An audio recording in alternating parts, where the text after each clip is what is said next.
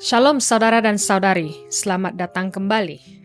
Pernah terpikir nggak kalau malas itu bukan cuma bikin kita nggak produktif, tapi juga bisa merusak?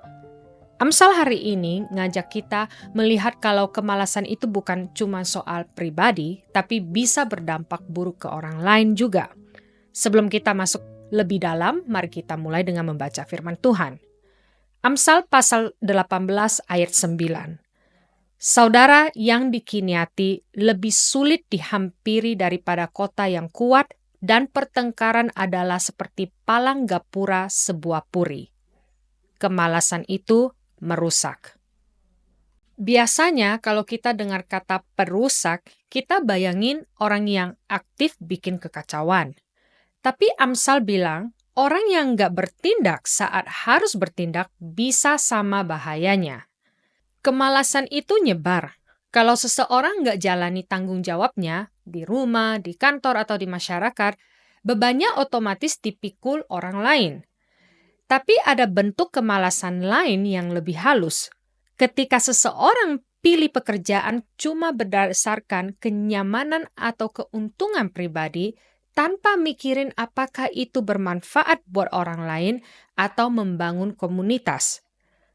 Penulis Dorothy Sayers pernah cerita soal Perang Dunia Kedua. Banyak orang yang justru merasa pekerjaannya di militer lebih bermakna dibanding kerjaan mereka sebelumnya. Kenapa?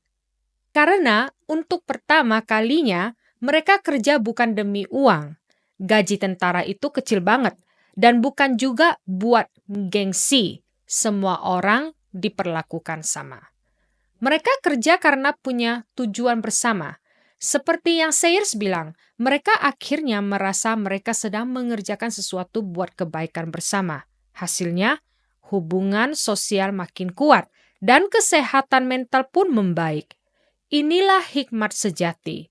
Kerja bukan cuma buat diri sendiri, tapi juga buat orang lain.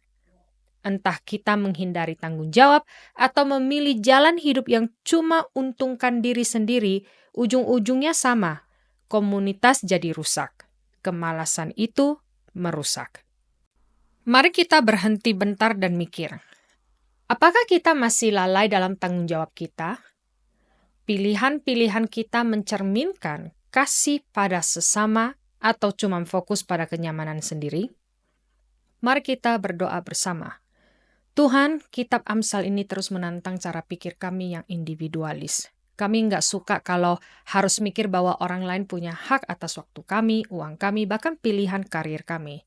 Tapi seperti yang tertulis di Filipi pasal 2 ayat 3 sampai ayat 5, dengan tidak mencari kepentingan sendiri atau puji-pujian yang sia-sia, sebaliknya hendaklah dengan rendah hati yang seorang menganggap yang lain lebih utama daripada dirinya sendiri.